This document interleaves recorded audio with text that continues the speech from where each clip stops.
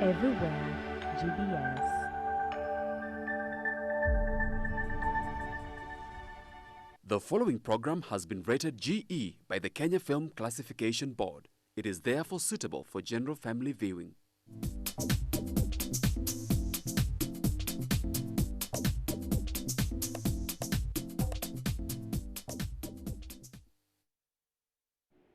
Hello viewer, welcome to Chungu Jamii. This is on GBS TV, the station that you love, the station that brings you information from every place that you actually need to know.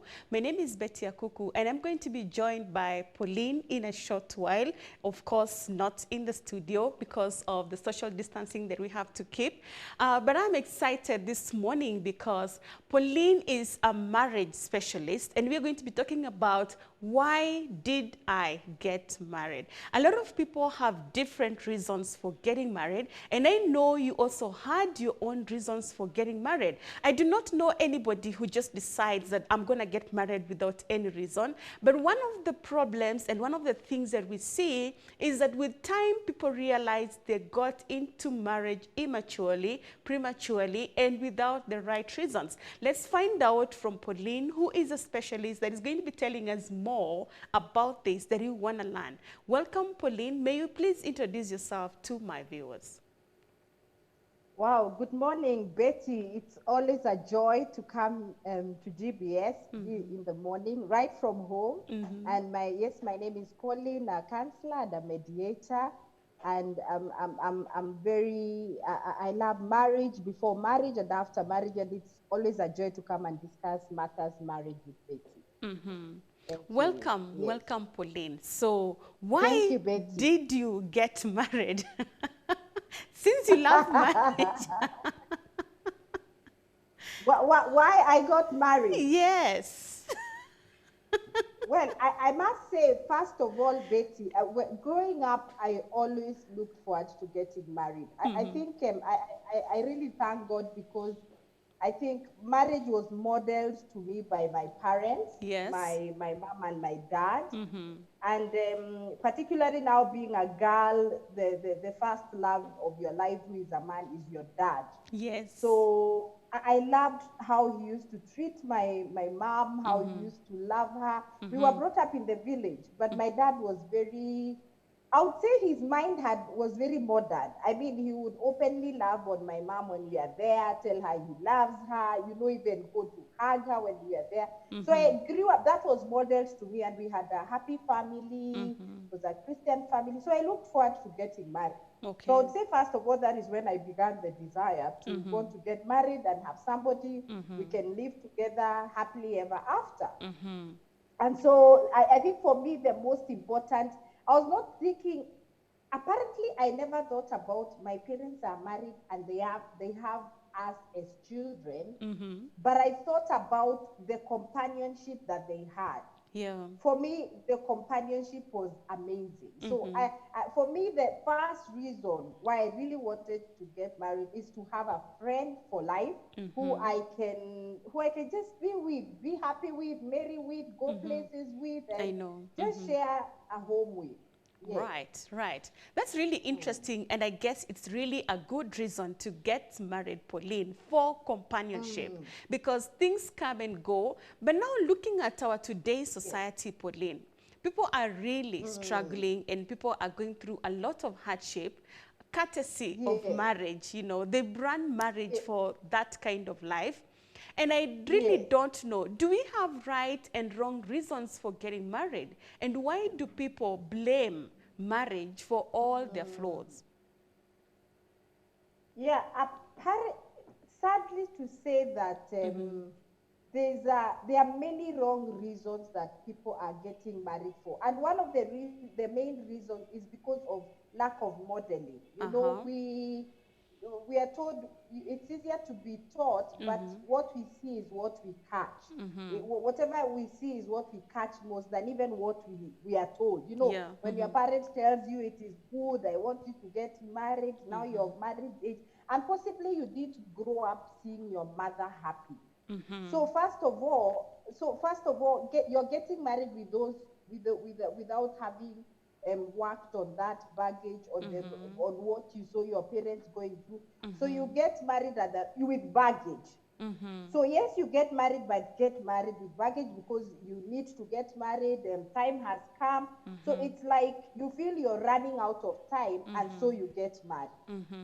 And for me, running out of time or feeling that time is up, I need to tick this, box in my life, a bucket list, getting married one day, you want to tick it. So for me, that is a wrong reason for getting married, because you're running out of time. No. People get married, actually, like you're putting it, just to check the boxes. I am 30. Nowadays, 30 is not so stressful. Pauline, there are days that when you are 28 and you're not married, you want to stick to being 23 forever because time is running out. Girls who are 25 have gotten married, and you're here at 28 not married, you end up deciding to become a single mother just to, say that you have a baby, even though not married. So there was that pressure of age. And as you say, I hear you that it was such a wrong reason to get married. People also get married because they are not so sure what marriage awaits, what marriage entails. So when they get into it, there is a particular expectation that people have, but when they get there, they don't find it. And so they blame the marriage. I don't know if marriage is such a bad thing. In my opinion, I thought it was a love institution, but many things have happened to people. People have suffered a lot of diseases, and they blame it on marriage. Is there another side of marriage that probably we do not know clearly? Yes, you see, we get another, and now that you have said we blame it on marriage, another not right reason for getting married is that we get married and think that it will solve our problems. But remember, I said at times we get into marriage with baggage, and so you're meeting somebody who probably also has baggage like you. Yes. And now you're starting a home, you're starting a relationship with two people, and then what happens is the issues continue becoming more and more, because becoming more and more. Not forgetting that one of the things that we need to do before even getting married is working on ourselves. I work on myself, I work on uncertainties that I have, I work on things that I feel maybe will not make me get married. I will not be I'm not a happy person, so that when I get there, I'm not thinking that my spouse is supposed to make me happy. I mean, no one can make you happy. You have to be happy first before somebody. That being made happy is a bonus. Even if someone tries to tell you all the nice things and you're not a happy person, you will not be happy. So you have to be happy first. So people get married, and then immediately after, they probably then get children. Now it becomes another added baggage. Yes, it's a blessing to have children, but you haven't yet solved your issues. So children come, and you start hearing people say, oh, my wife is taking more time with the children. It's almost natural that a woman, of course, nurtures. We are nurturers, so we'll definitely take time with the children. But at times, it's not because we are nurturers. At times, it's because Fuchs, now I've gotten an escape. Now this man, or he can be aside. Let me take. At least he knows I'm busy with the children. So they continue drifting apart instead of enjoying the gift of children together. So not being able to work on yourself before and getting into marriage, for me, is putting the other person. You're getting somebody else and putting them in more trouble because you're already not a happy person. Pauline, let's look at, talking about why did I get married. It means our focus in the people who are already married and they're not happy inside here, or they're not finding the right purpose or reason as to why they got into it. So there's already a lot of trouble inside it. And this is the question they're asking. Why did I even get into it? Because for starters, I have a good job. I can take care of myself. I can pay my bills and my rent. If I need a baby, I don't have to get married to get a baby. you know. And if I get a baby, I can educate and take care of this baby with a good job that I have. I can pay all my bills and everything else. I can balance my life. These are the people who are inside here that are already asking, and they want an exit door. I mean, why am I inside here? It doesn't make sense at all. And I wonder if you have met such kinds of people in your counseling practice. Yeah, I mean, I mean, you've had people say that those who are inside want to get outside, and those who are outside want to get in. inside. You see Yeah. the irony, Yes. the irony of it Exactly, all. And yeah. that is why, unfortunately, at times marriage is not enticing to the people who are outside, which is unfortunate because marriage is a beautiful thing. I know. But for me, when a person gets to that point of asking, Yeah. why, you know, why am I here? I mean, I can pay my bills, I can still get services outside, even without getting married. For me, I think that's an unfortunate place to be. And that is a place where maybe somebody would need intervention, because getting back, and that's why we find there are people who get married and I never went through the premarital sessions, that is premarital counseling. Yes. And possibly now will need to start off. You know, you can get to a point and realize my marriage is not making any meaning. You know, I'm not happy. I don't miss my partner. Yes. I've had people say, I actually prefer him when he's away, you know. I prefer him that when he's away than when he's here. So, and remember, the first reason, Betty, for marriage is for companionship. Well, that should be the order. Yes. That should be the order, companionship. But when you start feeling that even the companionship is not needful because I have money, I mean, I can get all these things, then for me, it causes an alarm, and people need intervention. That is what I would say. Somebody would need intervention at that point. Because it means that if you continue that way without intervention, you'll get to a point and you want to get out of that marriage. I'm glad you noticed that there is a problem with such kinds of people who are in that school of thought. But I'm thinking, what has made them get to that level? Because nobody just walks down the aisle when they are not pleased and when they do not want to. Everyone is looking forward to that day, and they're so excited and they're so happy, and they start really with, you know, high chemistries and high temperatures in them because of this thing that they are getting into. What necessarily happens, what actually happens in their lives once inside this institution, then now they are asking these kinds of questions. Is it that they realize this is not the man they wanted? Is it that they realize their freedom is taken away? What exactly happens to them that now they cannot contain it anymore? Yeah, like we're saying, Betty, the reason as at which you got married on, the footage at which you got married on, because you may have got married because one, like we said, you're running late. It could be you got married to prove a point. It could be you're being overtaken by friends, so let me also do it.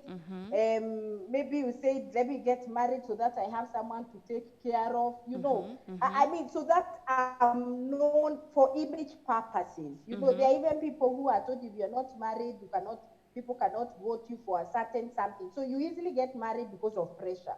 So for me, when you get someone, because when you get married having the right reasons, what happens is the minute you land into that marriage, both of you are committed to doing what it takes to make your marriage work. Yes. And that is commitment. It is work. I always say that marriage is work, but it works. So it's not like you sit there and things will just happen. I mean, it's not possible. There's one thing we normally say, and I actually remember my mom telling me this when I was getting married, is that a marriage relationship is not a blood relationship. So it's not an obvious relationship. You know, a blood relationship. It's so natural. If you had a sibling who has really depressed the whole family. We have siblings who depress a whole family. Even if you met that sibling lying on a trench and you had said you'll never talk to them, you will go and pick them up because there's a blood relationship. You know, blood is thicker than water. Now, marriage marriage is a friendship relationship, and friendship can die. I mean, there's somebody you really liked one day and you're Yeah. never friends and you don't care. Yes, you Yeah. remember, but you absolutely forgot because you never now started working on it. True. You have a friendship, you have to work on it. And so when someone gets in and starts wondering why I got married, it means when they got in, they relax. They probably say, Fix, I actually don't need this person. You stop seeing the value of this person. You stop finding the value of this person because you continue to be independent in the marriage. And now when you want to do something, you do not consult. So you realize that yeah, I'm actually managing on my own. Why is this person? And maybe one of you is possibly, let me use the word, slower at making decisions. It could be the man or the woman. So if you're a lady and you feel I'm actually able to make those decisions, Yeah. you start wondering, why do I have this guy here? Yes. So for me is getting married and not working on the marriage, because you still have to continue steering, weeding it, unapalilia, you make beauty out of it, finding time to be together. When the kids are asleep, you can still stay up a little later. But at times you find, when you sleep when the kids sleep, you wake when they, for example, if they are children, or if it is your work, you find someone is married, but then Yeah. they start getting married to their work. Yes. So their work starts gets a center. Their work starts being the more priority. I mean, it's giving me more joy. I'm able to travel. Yeah. I'm seeing other people. So you start now wondering, why did I get married? So for me, that will come up if you stop working on your relationship. And especially again, if you got married with the wrong reasons. But again, when you marry, I always tell people, yes, you may have gotten married with the wrong reasons, and many Yes. people do. Yeah. But you see, you can get in and decide, yes, I got myself into this. Because I tell people, when you're telling us about your spouse, look who married him. Yeah. I mean, you chose him. You chose him just as, I mean, you're saying all these nasty things about it, but look who married him. So there was something you saw in him, or there's something you saw in her. So don't, so when you start not seeing value, then something is not right. You're not working on it. So it means we Yeah. need to see value. When I listen to you, Yes. apart from just companionship, there's got to be Yes. value that we look Yes. after and chase and build over time.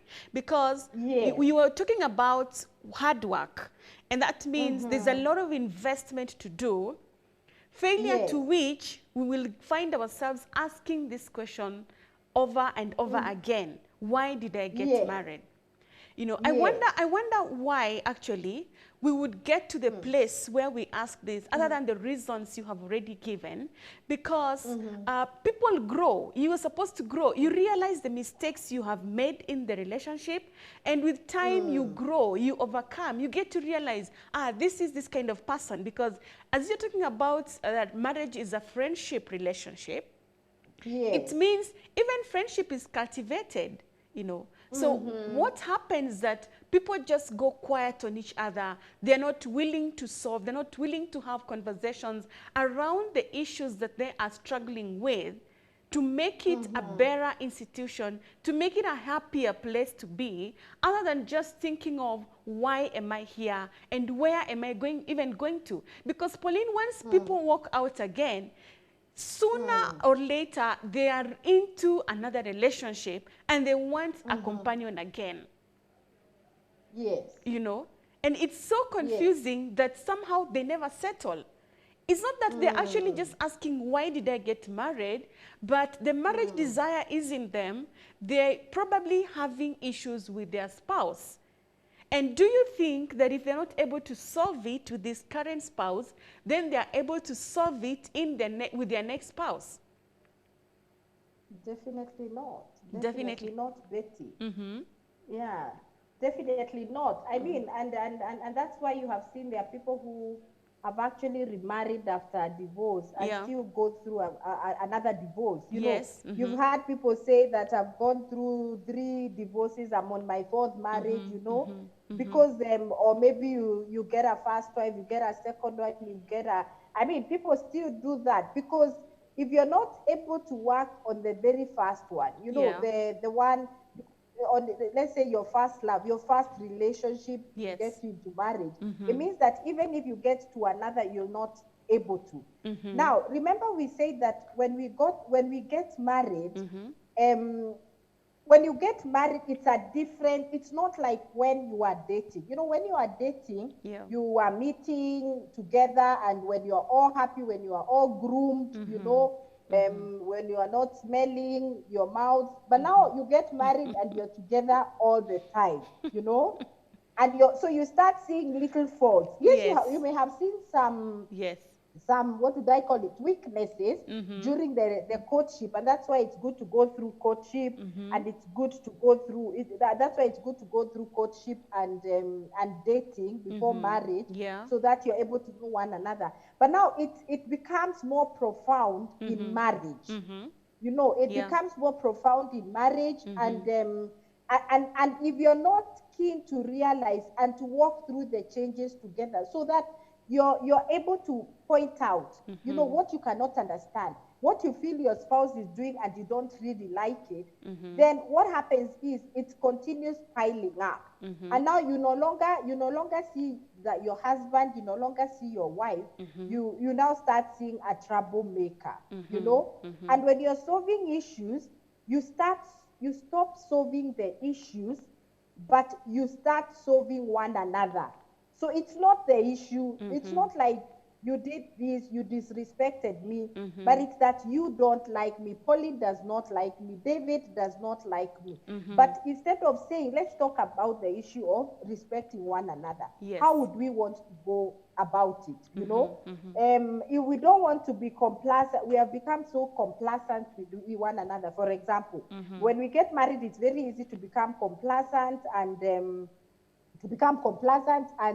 and treat the other person as kawa, this is that person, you know. So you can decide as a couple, can we be telling one another sorry when we or thank you, or excuse me, you know, or please. If you want something taken for you, are you able to use please? And this is through a conversation, you know. You sit and decide, we are becoming so complacent with one another, can we start telling each other those, you know, growing up they are called, what they called magic word or miracle words, you know, those words. You start using them on each other. So, and then you even tell one another, if someone doesn't use please, they will not be helped. So you put each other accountable. You know, you put each other accountable. Now, when that is not done and communicated, it continues to grow. It continues. Now you become resentful. Then it comes to a point you say the person doesn't respect me anymore. Then now what happens when you're in the office, when you're out there, you definitely see other people who are more courteous than your spouse. And because there will always be nice people. I mean, your spouse cannot be the only nice person out here. There are other pleasant people as your spouse. So you start seeing people out there in the office who are who want to take time with you. How are you? So you're smart, because you stop being told you're smart, or you stop telling your spouse, your husband, that they look nice. So they are told they're out there. So it starts drifting away. So and that's what I'm saying. When you get in, learning one another has its own dynamics, because now you're together. Then you add the blessing of children, more responsibility. Maybe you start becoming unwell. That is another stressor. Maybe the child is not sleeping. That's another stressor. Children now go to school. School fees sets in. Money starts becoming an issue. Maybe you're laid off from the job. Maybe one of you is working, the other is not working. You start seeing one another now. The other person is a burden. You know, you go married, but then start seeing, now this guy or this lady, she used to help in the budget, not anymore. This man used to help, not anymore. You start now looking at it like, and maybe you're listening to other people, hearing that each of them work. So you wonder, why isn't my spouse doing anything?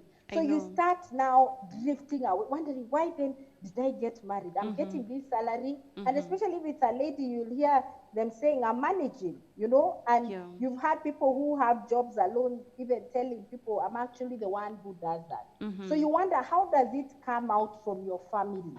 How is it that your friend knows that you're the only one who brings in money, because your spouse can be in the house, but they're actually bringing in money. Going to the True. office is not the only place money Yeah, comes from. they're bringing You money could or be even saving the money, you know. They are exactly, trying to yeah. curb, yeah. So they're trying Mm. to cut down a lot on what is already available. They're trying, maybe they're the ones homeschooling your children, maybe they're doing their house at work, Yes, the work at home. So they are yes, also curbing a lot when it comes to expenditure. Pauline, yes. let's look at these people who are actually asking this question. If you look deep inside into their intentions and into their hearts, I realize the three things that you are now trying to lay down. And the last one you're talking about is, you know, neglect. You know, they have neglected their spouses and taken everything just as normal. And it's not a big deal anymore to regard the other person as special.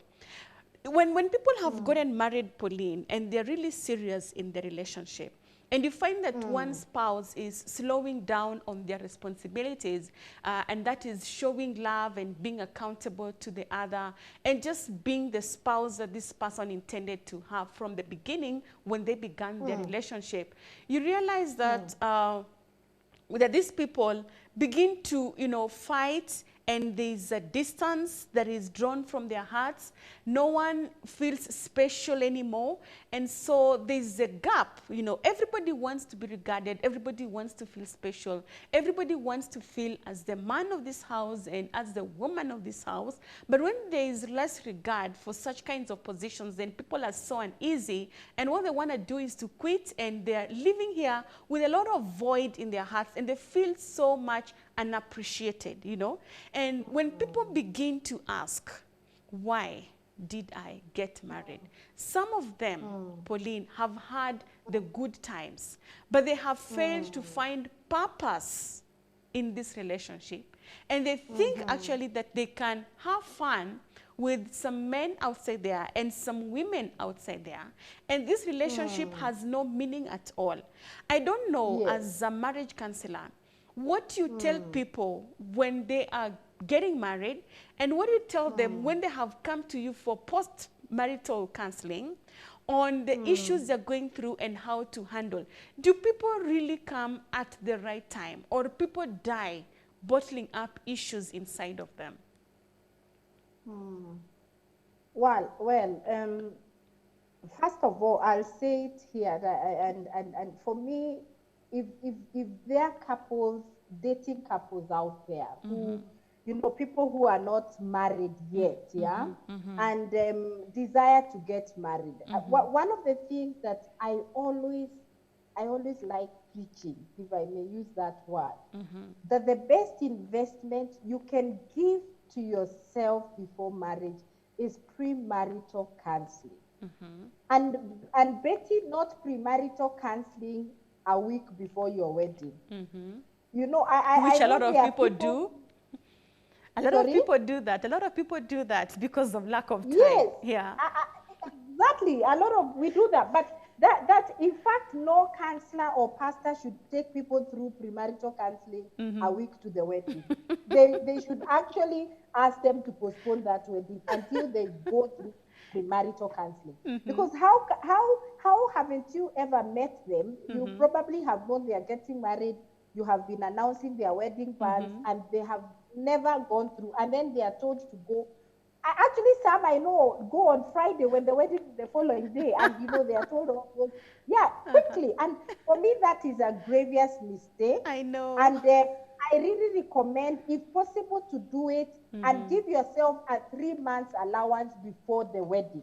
Like you've already done your premaritals, you're remaining the last session, maybe a month to your wedding or 3 weeks to your wedding, Yeah. and then now you get married, because it gives you time to, if an issue arises, you can still work on it. Because what happens when you start preparing for marriage or for premaritals, when your wedding is you actually even know it is next month. What happens is your concentration, even when you're on the sessions, is I need to go and check on the wedding dress. I need to talk to the caterer.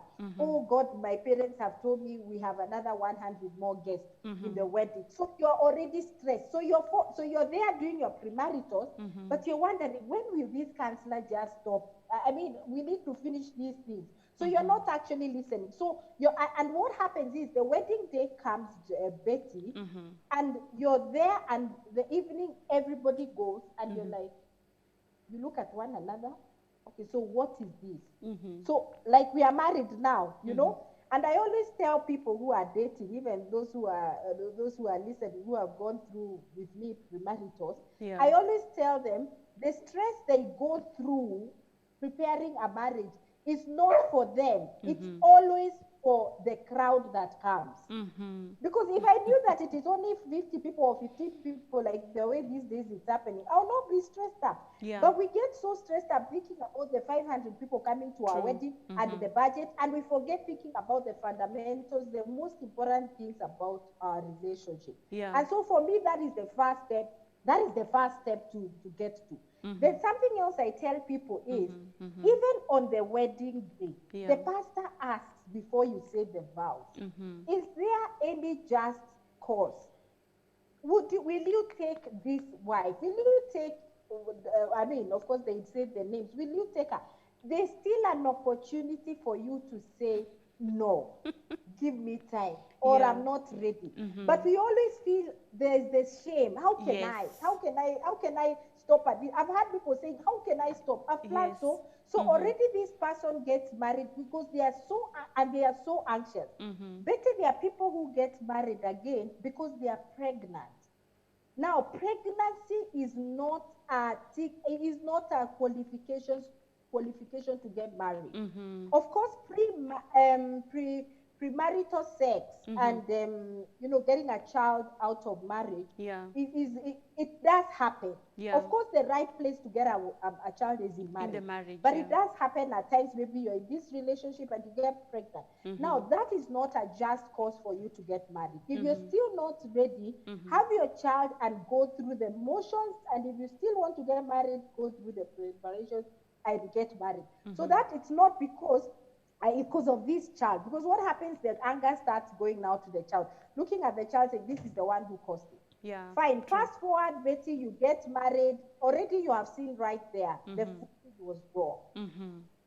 So you get married and issues start right there. Because probably you differed about many things. You never talked about issue. Remember, you come in marriage with your family and the other person's family. Because we cannot detach ourselves. I am my environment. How I was brought up will definitely come out also in my marriage. In the way I do things. You start realizing, yeah, I'm doing like my dad here. I do like my mom. So I still have my family, because that is where I've spent most of my years. You know? Yes. And that's why I tell people, when people get married and you tell a lady that, now this is your mom, this is your father, and the vice versa, that for me is never really practical, because you need to give this lady or this man time to start getting a relationship with their in-laws. They cannot be automatically, but I know that's the African and that's the traditional way, which is okay.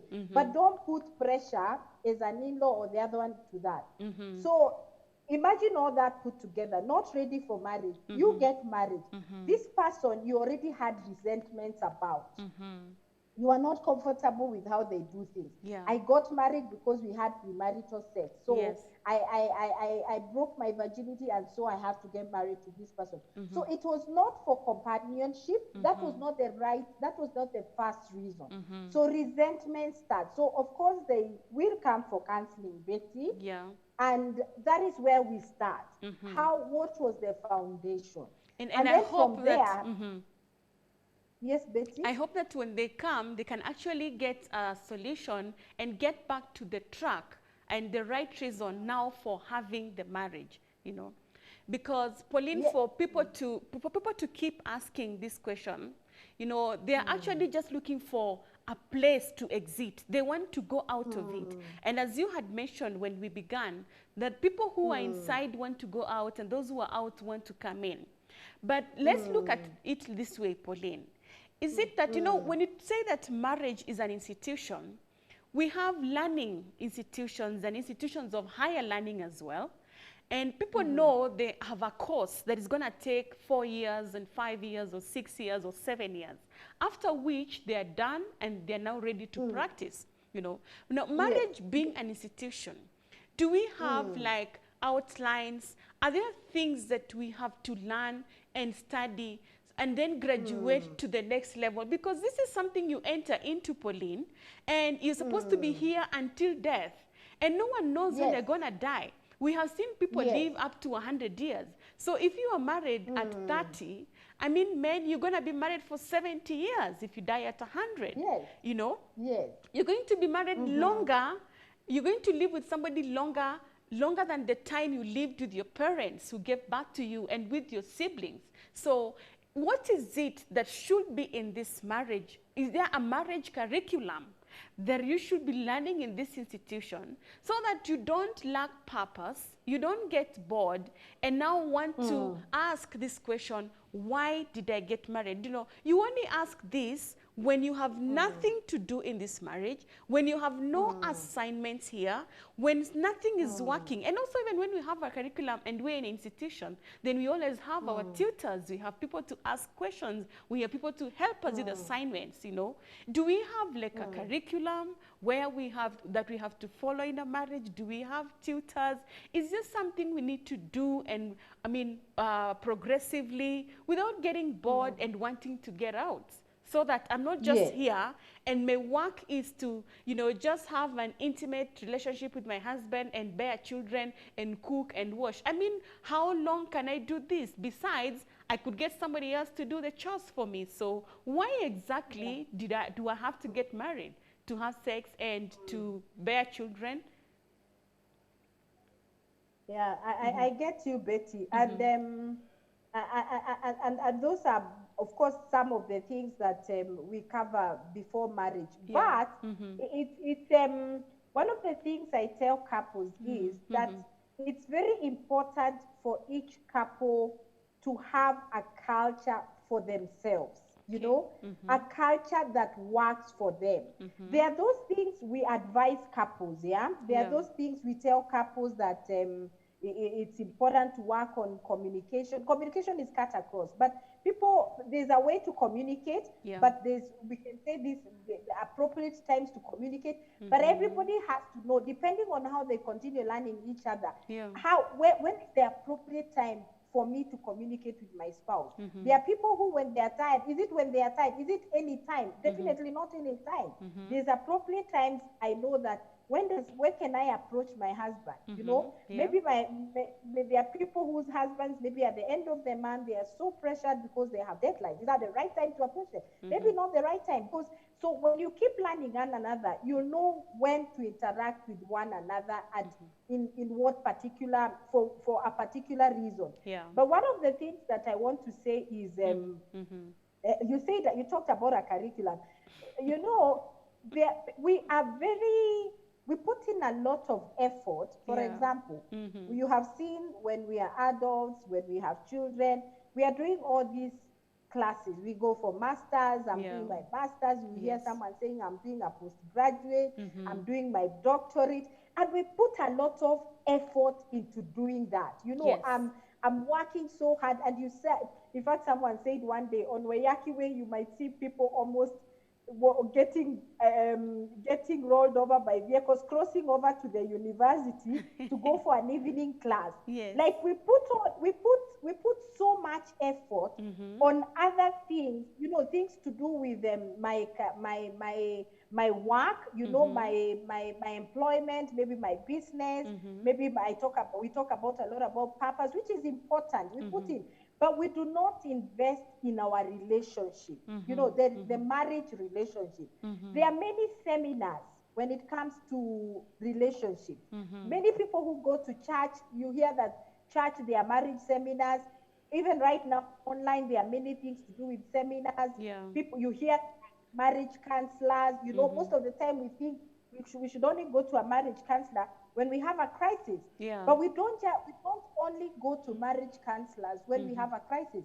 Maybe I want to go to a therapist. I want to go to we only think that, you know, the way we go to a doctor for just checkup, you know, you say, I'm going for my annual checkup. You could just check to a counselor and say, we are coming, we just want to know where are we at. But so, and most people, when they are told, putting money to that, it feels like a secondary need. So like not really investing, no, it can, they are costing too much. Yeah. But when I'm paying my semester exam, I mean, which I know I'll get a certificate, I'll probably get a promotion at work, Yes. I can put in all the monies, but when it's about this relationship, I'm not willing to. So for me, lack of investing in the relationship, and it's not just investing, paying for with money for that seminar or that session, but even time, investing time in the relationship. Because Yeah. you normally say, we are here to stay. See, she's in my house. See, he's my husband. What Yes. is going to change? Nothing. And so the complacency I was talking about earlier sets in. So Yeah. nothing more exciting. You see people, that's why you hear people making fun that when you see two people in a car laughing, that one is not their spouse. You know, it looks like a very funny joke, but I think for me it's not really funny. It is sad to hear that, Yes, yes, because true. it means that you became complacent. There's nothing funny anymore. You know, I'm not excited. And so it's easy for me. Let me take my car, you take your car, tutakutana huko. It's easier because we all have our ways of doing things. Yeah. So for me, lack of investing in it and lack of working on your own culture. Because we have, as individuals, we have, there is always a weakness of comparison. You know, I want my marriage to be like so and so. I've had Yes. spouses say, you know, so and so's husband, you know, so and so's wife. Why can't Yes. she do like other wives? And then you wonder, so where do you have other wives? What are you comparing with your wife with? Yeah. Yeah. You know, husbands are like this. I mean, now when you say husbands are like this, how many husbands do you have? Tell us about your husband. Yes. You know, tell us about your husband. So for me also, Betty, comparing ourselves, comparing my relationship, my marriage relationship with a relationship of my friend, or maybe someone I see from church, someone I see from work, and thinking that they are doing better. So my energy is pulled to looking at another person than putting the energies to my relationship. So you start having that unique culture for yourselves, you know, Yeah. which of course, if God blesses you with children, they get into that culture of doing this. But so for me, that's also another issue, not being able to be authentic as Yeah. a couple and wanting to be like another couple. Yeah. And so you strive, Comparison. you struggle, because their way of doing things is different. You cannot be other people. Yeah. That Yes. comparison and competition is such an ugly thing. And I wish that people can just get to the level where they learn that the grass is never greener on the other side. If you actually want beautiful and nice fruits, then you just better put effort in watering your own orchard. But people don't do this because they always are deceived that on the other side, things are better, the grass is greener. And so no one is actually doing what they need to do. I don't know if that is for lack of knowledge, or it's just a status that they have cultivated in themselves, that this is what is going to happen. The man should naturally and definitely do this. I don't know whether that is just something that is natural, or people do not actually know that they should do this, put the effort and the hard work into what they must do to get the fruits that they desire. I mean, I mentioned somewhere earlier when we were talking that we are our environments. You know, how I grew up influences a lot of things. Of course, there are those things we unlearn. We realize I didn't like this, and so I unlearn it. I will not do things the way I grew up seeing them done. So there are things we can unlearn, but as much as we are learning, they are still part of us. But we deliberately decide to unlearn. So possibly you grew up and never saw your parents going for saying we are going for a marriage seminar. So you're thinking, see, we grew up okay. I mean, my mom was okay. She was bringing us up. She was cooking for us. Yeah. My dad was a provider. And you hear people, we always say this phrase all the time. We turned out okay. But for me, I really say that it's very important to define what is okay. You know, what is okay? Is okay not communicating? You know, we grew up not communicating as a family. My mom and dad not communicating as a family, and we turned out okay. For me, is it okay? Could it be that one of them was suppressed? Could it be that we grew up hearing that women, when they were being advised when getting married, when you're angry, put water in your mouth and so that you don't say anything. And of course, it's not good to say disrespectful things. Yeah. But is it okay not to say what you feel? I don't think it's okay not to say what you feel. So we grew up. So you might. So yes. So why I'm bringing that aspect of our environment is we might feel that, do we really need to invest in our relationship? You know, get counseling, go for talks, listen to talks, read books, you know, investing in books, you know, be in a Bible study that talks on marriage issues, you know, have accountability groups. You might say that, well, I never saw my parents doing those things, yet they are okay. They brought up a happy family. And so you don't really see the need of it because it wasn't, because you didn't see it happening, and for you the way you turned out was okay. So you don't need that. So that could be one reason. And the other reason would be just that you feel it's not important. I mean, we will get a way of doing it. We are safer this way. When again you put effort into your relationship, Betty, it means that you also have to be vulnerable to one another. Now, their spouses, it's possible to be in a marriage relationship, but you're not open to your spouse. You're not authentic to one another. And so for many families, many marriages, many couples, they are okay at status quo. I mean, let us just continue. Wacha tu tuendelee. When we go out there, public opinion, let's look happy. In fact, they don't even decide to look happy, but they just behave happy because you have to look happy. But when you go home, you're already quiet. Only the people who you live with, your children and maybe other people, realize there's a problem. But because you're not ready to face your fears, you're not ready for me to open up to my spouse. My spouse is not ready to open. How can I open up my scars? And that's why I was saying, Betty, from the beginning, before even marriage. And Deal now with maybe your scars. you have things that you have struggled with over time because of where you're coming from, things that you went through, things that you saw that you did not like. Because I've had people say, I don't like marriage. I didn't see how, I didn't like how my parents did. There is something in your subconscious. And so you might look out for it in your marriage. Maybe your marriage is a happy marriage, but you're wondering, how come? So you start, it's in your subconscious. How comes he behaves good? Because that's not the normal for you. For the normal for you is argument and all. So that's another thing. Fearing to face your being authentic and vulnerable to your spouse, and so deciding, I don't think we need to sit on the table to talk.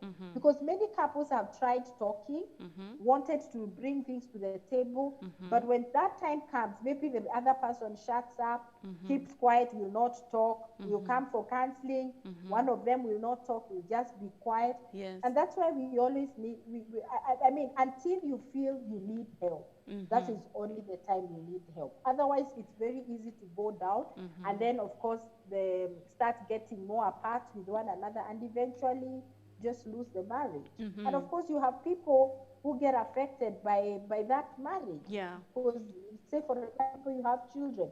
So it's not only about you, even your children are right there. They're seeing. True.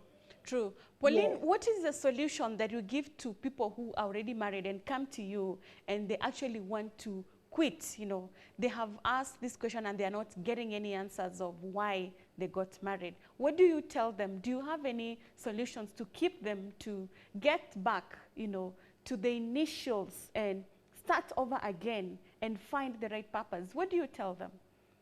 And do they even listen?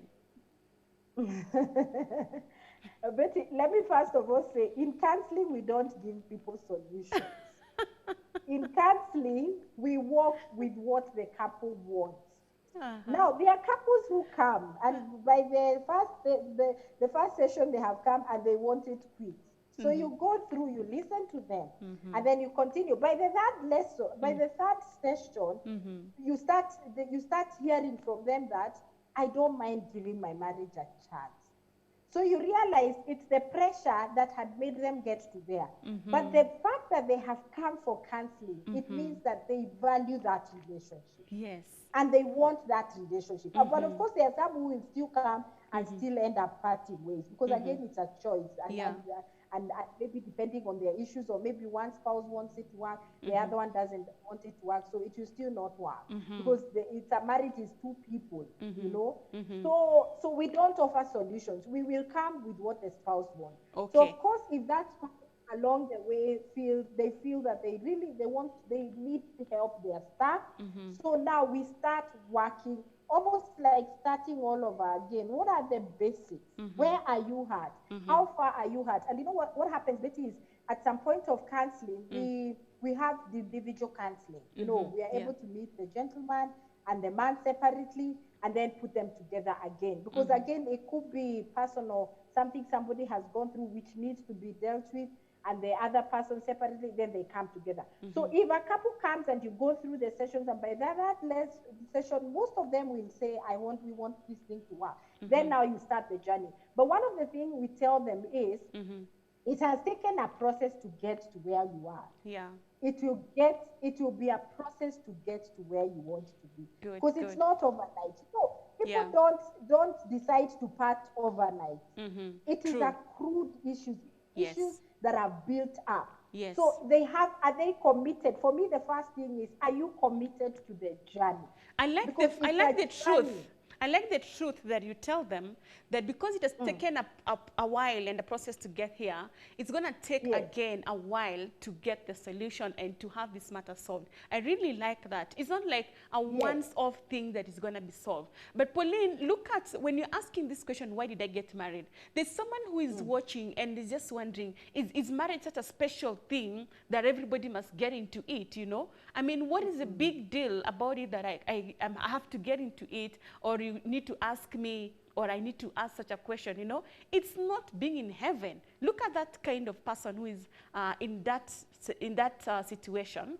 And they're actually saying, I don't need disturbance. I need my own life. I am okay. I am sorted. I am complete. I am enough, just as single as I am, you know?